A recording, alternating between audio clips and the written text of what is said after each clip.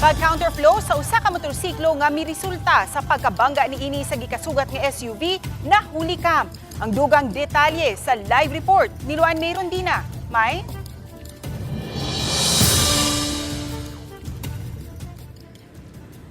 Actually, may lain pang motorsiklo nga nibangga usab sa luyo sa SUV. Dihang kalit nga ni brake ang SUV human siya biyanggai sa gikasugat niya nga motorsiklo. Apan ang naasoy motorsiklo nga nibangga sa luyo sa SUV, dali nga nisiba. Sa kuha sa CCTV, alas 9:54 kagabi, makita nga flowing lang ang dagan sa mga sakyanan sa duha ka lane sa first Mactan-Mandaue Bridge.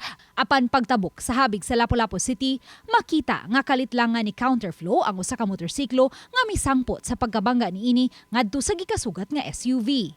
Sa phone interview, gipasabot ni Roberto Cañete nga hinay lang ang iyang dagan niadtong higayuna kay pasaka ang gimaneho niyang SUV. Gikan siyang ga-pick up og pasahero sa airport ug padung unta niya kining ihatod sa Toledo dihang nahitabo ang disgrasya. O kusog pang dagan ako, delikado gitong nasa tubangan ug magyatakan pa sa sakyanan. Ay gani hinay rang dagan mga 60 ra siguro kay gatungas ni. Tungod sa impact, nahiagum og mga bun-og ug bali sa lawas ang 39 anyos nga motorcycle rider. Wala ra hinuon maunsa ang nagmaneho sa SUV apan matod niya nasamad ang iyang pasahero nga naglingkod sa backseat human napiskan sa nabuak nga windshield sa SUV.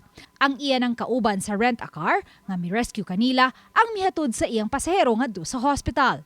Samtang nunut usab sa hitabo, mibangga usab sa luyo sa gimanehong SUV ni Roberto ang usa ka motorsiklo nga nagsunod kanila. Apan dali kining nisibat hinungdan nga wa na niya masubay ang plate number niini. Mamahimo raman unta niya kining masubay pinaagi sa kuha sa CCTV apan tambag sa iyang agawon. So sa istorya sa nga mo dili rata mo kuan sa pabayad sa ngas likod kay og boto na naon biktima sad siya. Kay kung wala lang ko mokalit og hunong, di man to siya mabangga. May kuan sa akong amo nga abogado. Mato ni Police Lieutenant Colonel Christian Torres, spokesperson sa Lapu-Lapu City Police Office, nga gisusi pa nila kung nakainom ba ang motorcycle rider. Mandaue man ni sakyanan siya padung Lapu-Lapu kaning ni counterflow siya but nang sa iyang gilihayan dito nang siya sa lane sa kan manang makita nito ang at fault kani yung gamotor. Sa pagkakutlo ning balita, di pa makasuta si Cañete kung musang at ba og kaso ang tag-iya sa SUV nga iyang gimaneho. Dili ko ka decide lagi kay ang akong amo mo decide kita na. Oo.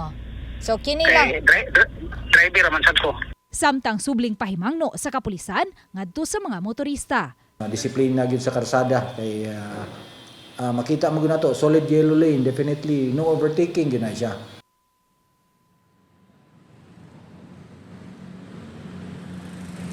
Sa pagkakutlo ning balita, wala pa nato makuhai og habig ang motorcycle rider kay nagpaalin pa kini sa tambalanan nunod sa fracture sa iyang bukton. Ses? Dagang salamat, Luan Mayrondina.